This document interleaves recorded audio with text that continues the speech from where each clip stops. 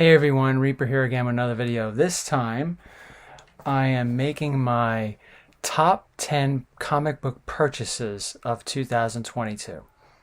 2022 was a pretty good year, and as those you've been watching last few videos, I've been really upgrading a lot. And as I mentioned in my last video, that 2023 I think is going to be the year of upgrades for me. You know, sometimes every certain years have certain themes for me, whether it's the year of the EC, where I'm collecting a lot of EC books, or the superhero books, or whatever. I have a funny feeling that 2023 is going to be the year of upgrades for me. So anyway, that being said, this is about top 10 purchases of 2022. So let's get to it. Here we have Ghost Rider #1. Now, this is the first appearance of Carter Slade. Now, he wasn't the first Ghost Rider. I think it's not that I think, I know. There was another Ghost Rider from the 1950s that I believe appeared in Tim Holt. I forget the number. You can fill me in on the bottom. That was the first Ghost Rider, which I believe was very similar to this one, but he had a different name. That one I would love to get. But I didn't get that one. I wound up getting this one. Great book I've wanted for a little while, but it was, again, one of those books that, you know, I'm sure we all have this where we say, oh, I'd like to get it, and we just never wind up getting to it. But this year I wound up getting to it. It's a nice copy too, really nice copy. So that was number 10. Coming in at number 9, this one might seem a little strange for me to put on a top 10 list, a top 10 purchase list, no less. Here we have a nice, very nice copy, 7.0 or better, of Dick Tracy #50. Like, Dick Tracy. I've never seen you collect Dick Tracy books, you might be saying. And I don't. But I purchased this one because of the cover alone. Let's take another look at it. Talk about a crazy cover. Now, it's not gory, as you would normally see in some of the horror books I've shown over the years, or other horror books that you've seen on the internet, Instagram, or other YouTube channels. But it's definitely pretty graphic for, 1950s? Here we have the villain's shoulders, who accidentally shoots himself in the head. You see the bullet go right between his eyes and exit out of the back of his skull. Now, like I said, it's not gory in the sense that there's blood or anything like that. So it's something that you take a look at and then you look away from. But then when you really think about it and you take a closer look at it, you're like, geez, that's kind of controversial. I believe this was an early 50s book, where on the cover, and again, Dick Tracy is not necessarily a book that's, like, one can argue the horror books, whatever the horror books are, EC, non-EC, whatever, even though kids are going to buy them, you can tell that they're mainly geared for young adults. Here we have this book, Dick Tracy, which is really, I think, geared for kids. Now, again, we can make that argument that all comics are geared for kids, but especially in the 1950s, and here we have this kind of cover. It's pretty cool, pretty controversial, and that's why it comes in at number 9. Now we come to number 8. Now, number 8 is a unique one. It's unique because I don't have it with me. At number 8, out of my top comic book purchases of 2022, is Captain Britain number 8. It comes on this list at number 8, and it's actually an issue 8. It's the first appearance of Betsy Braddock, who we know becomes Psylocke, right? Now, so why don't you have it? I have an 8.0 CGC copy. The reason why I don't have it is because I submitted it to CGC to get a new holder. The holder that this book came in is one of the older CGC holders, older CGC cases from, I don't know when, I don't know what year. But it was older, and, you know, not that that's a problem. It's not first generation CGC cases, pretty much second generation CGC cases. It's just flimsy. It seems a little weak, and I said to myself, you know what? Let me just send it in to get reholdered, and I did that. So just because I did that, I can't ignore the fact that that was a book that I've wanted for a few years. But again, it was one of those books that was so pricey. And I'm like, I'm not paying that much money for the first appearance of Betsy Braddock. But I was able to find a nice copy, an 8.0, like I said, at a good deal, and I couldn't pass it up. I will say this about those books, those Captain Britain books. I can't stand the size of them. You know what I mean? Those magazine-sized books, even Teenage Mutant Ninja Turtles, you know, the first one. Not that I have the first, I have the third print.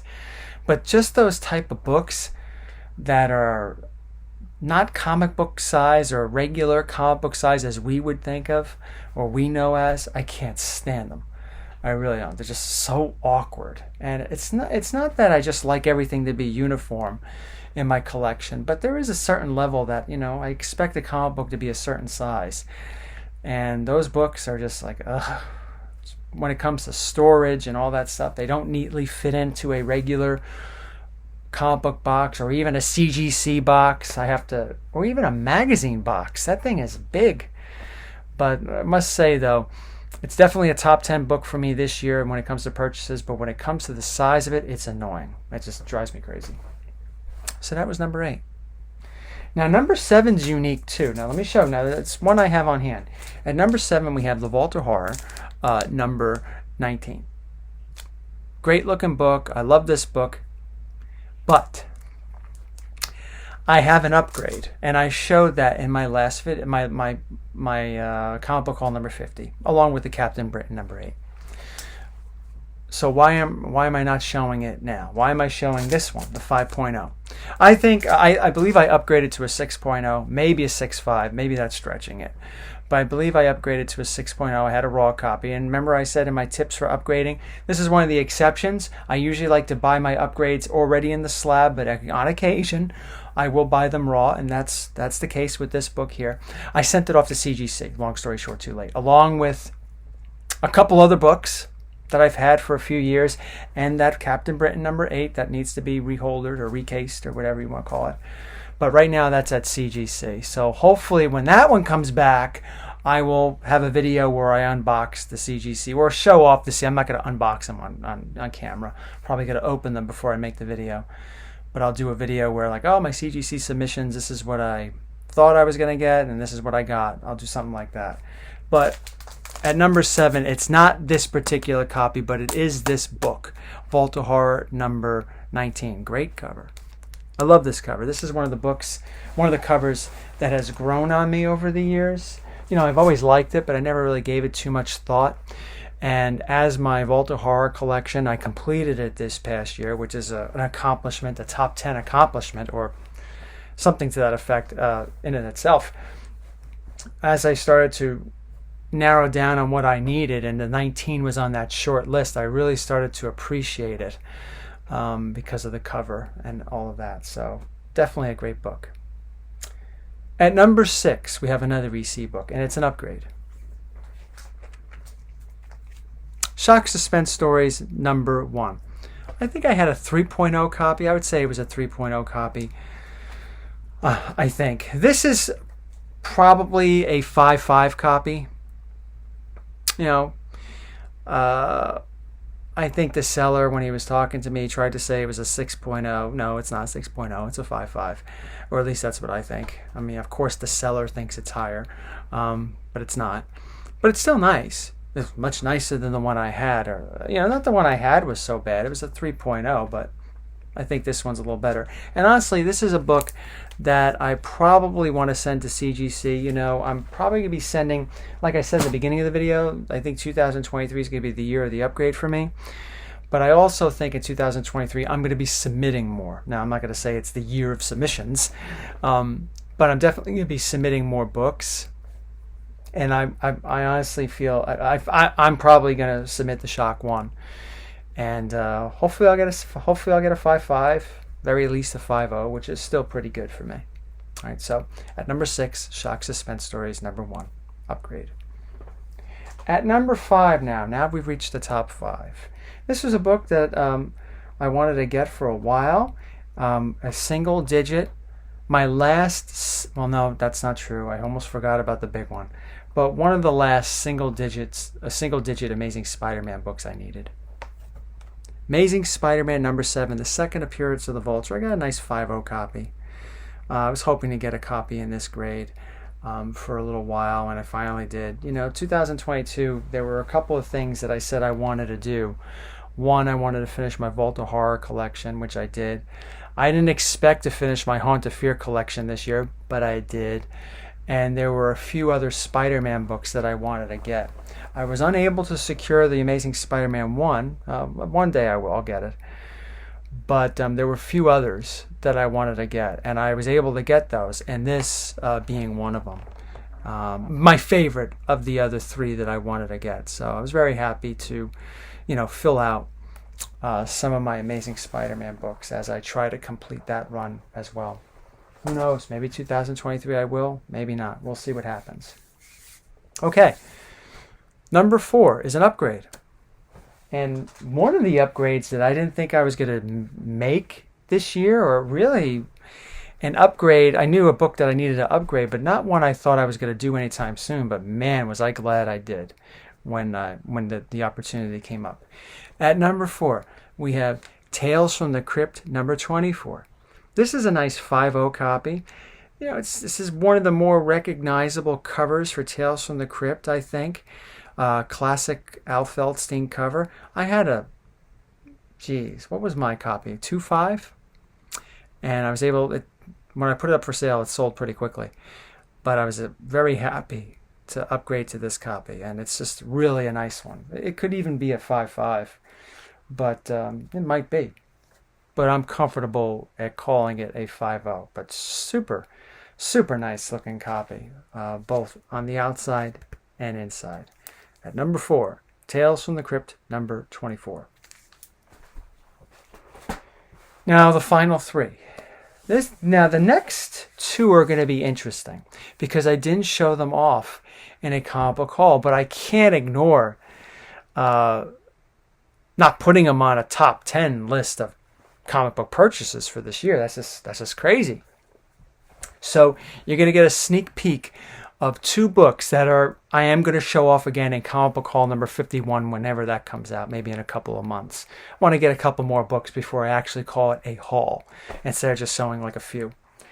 But get a sneak peek of these 2 books in this video. So at number 3 is another upgrade, a slight upgrade. We have Fantastic Four number 48, first appearance of the Silver Surfer. 6.5 copy. I originally had a 5.5 copy. I sold it, used that to fund this one. So this was definitely on my list of books that I wanted to upgrade, among many other books I want to upgrade that I will eventually get to. The opportunity came up for me to get this one, and I jumped on it.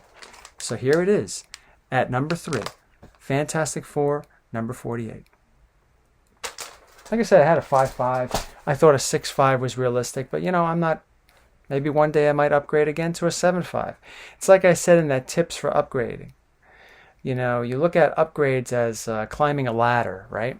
Sometimes you go up 1 step, sometimes you go up 2, sometimes you go up more. Regardless, getting a little higher, reaching toward your goal is never a bad thing. So if you go from a 5 to a 5.5 or a 5 to a 6, while others may say that's not much of an upgrade, well, who cares what they think? Who cares what they say? What they say and what they think is not important. What's important is what you think and how you feel about it. Now here we have another upgrade. And the last of the ones that I haven't shown off at all this year because I just recently got it. But I did show it off on Instagram. Here we have an upgrade of Giant Size XMen number 1. And this is on my to get list for 2023. Nice 8.5 copy. Over the years, I've had 2 other copies of this. My first one, which was a 3.0, which I got in 1994, I sold that off in 2014 and got my 6.5 copy. I liked the 6.5 copy. It was a good-looking 6.5, but I always said one day I'd like to get a little higher, and I thought I would go to a 7.5. But the opportunity to go a little higher. So I was able to get a nice 8.5 copy of Giant Size X-Men number 1. It's really one hell of an upgrade. I do say so myself. And the last book, I think you could all predict what it is. For those of you that watch my channel, if you haven't watched my channel, then you'll be surprised, perhaps. Oh. Another upgrade. Shocking. Incredible Hulk 181, a nice 7.5. This was the very, now not this copy, but in this book, Incredible Hulk 181 was the very first CGC slab I ever purchased, and it was my 6.0 copy, which was an upgrade of my 5.0 raw copy that didn't have the Marvel stamp, which I bought a month before my original giant size X-Men in 1994. I know that was a lot, but I wanted to upgrade that book for a long time. It was a 6.0, and it was a nice 6.0, but I wanted to always do better, and this one popped up, and I went for it.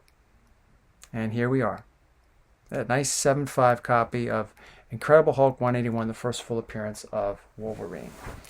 So those are all my upgrades, but I have a little bonus. And I usually don't show this off, show these sort of things off, but I had to show them off because I thought that they were equally important. Now, here, this is something that I've always wanted. These two things are things that I've always wanted for years, ever since the time when I first started collecting comic books back in 93, 94, 95, depending on whatever year it is. But here's something that I was able to secure that I've always wanted for decades. And here we have it. Let me show you two things. Maybe you know what this is? It's a Star Trek figure, right? It's Captain Picard. But do you know why this is special? For those of you that know, you know. I know. I hate that saying. I'll tell you why. It's one of those sayings that I can't stand every time I say. Sometimes you see something or you hear something that just drives you crazy. It's like one of those things, like, oh, if you know, you know, or this just happened. Those are just some sayings that I see in comments or posts or whatever, just drive me crazy. Here it is. I always liked collecting these figures when I was younger. And this one was always elusive, and I didn't know why. This was the Captain Picard that was, he's dressed as he was dressed in the episode Tapestry. Okay? The reason why this figure was so difficult to find, so difficult for everyday collectors to get, was because there were only 1,701 of these produced. Why 1701? Well, it's because that's the serial number of the Starship Enterprise, NCC 1701. So they came out with a 1701 series of a few figures. Well, actually, two figures. This one and Tasha Yar, which I don't have. But this one was the one that I wanted out of those two, and I just could never find it, and I didn't know why. I said, well, why would they? And years later, when I found out, well, why would they only make 1701 or 1,701 of these? Well, it's the Starship Enterprise serial number. Well, who cares? You would figure that you would want more of these, and they didn't. And apparently, from what I found out, because of this figure and the Tasha Yar and some of the other limited edition figures, it kind of upset some fans that wanted to collect them all. They couldn't find this one. And when they could find him at a convention or a comic shop or whatever, it was very expensive because of the rarity of it. But regardless of all those things, I was finally able to secure a very nice condition of this figure. I got to put him in a protective case, which I have coming in the mail soon. But yeah, Tapestry Picard. Never thought I would have this figure, but I do. And he'll go on the wall somewhere behind me. The other Star Trek figure that I always wanted, again, was one that I could never find, and I never knew why until many, many years later. And honestly, even though I'm very ecstatic that I have the Tapestry Picard, I'm more ecstatic having this one because he's my favorite character. And this one's in a protective case. The Redemption Data. Some this is Commander Data in a red uniform. You look on the back and you see all the figures, and I would buy some of these figures and I would see the Lieutenant Commander Data as seen in Redemption. And I could never find him. Was he one of the ones like Picard that was only 1701 of them developed? No, there were more of these developed. I later found out that the only way you can get Redemption Data was by ordering him through the JCPenney Christmas catalog. Now, who the hell knows who the hell does that? How the hell would I know that I would have to order as a kid or ask my parents to, make sure you get the JCPenney catalog, which we never got. And we got to look for a certain figure. I never would have thought that. But for those that did, for those that were more aware of it, they were lucky enough to get those figures for whatever the price was, $5.99, $6.99, whatever they were back then. So for the rest of us, when we found out, and the only place we could find them was online or at a comic shop or a convention, we had to pay a little bit more. But that was okay. It was nice to finally secure my redemption data, and like the Tapestry Picard, in great shape. When I went hunting for these figures, I made sure that there was nothing wrong with the card, there was nothing wrong with the blister, no yellowing of the blister, no dents in the blister or anything like that, or peeling, as sometimes when you collect older action figures, you notice that the glue around the blister that's holding it on is wearing off or anything like that. And I know you're not really seeing a very clear view of him. I'm not taking him out. Trust me, it's redemption data. But an odd thing about this figure, now maybe you could correct me in the comments for those that know, I don't recall seeing him in the red uniform in that episode. I think he wore a red uniform in another episode, but not in Redemption, unless I have to double check that episode. But I really don't remember him wearing the red command uniform. I know when he took command over the other ship, he didn't change his uniform. I think he still wore the gold uniform that he normally wore. But whatever. So that's it, everybody. That's my top 10 list and a little bonus with the Star Trek figures. I hope you enjoyed. Have a Merry Christmas, a Happy New Year, and in the comments, tell me what some of the biggest purchases you made for this year, and what are you looking forward to the next year. Be safe.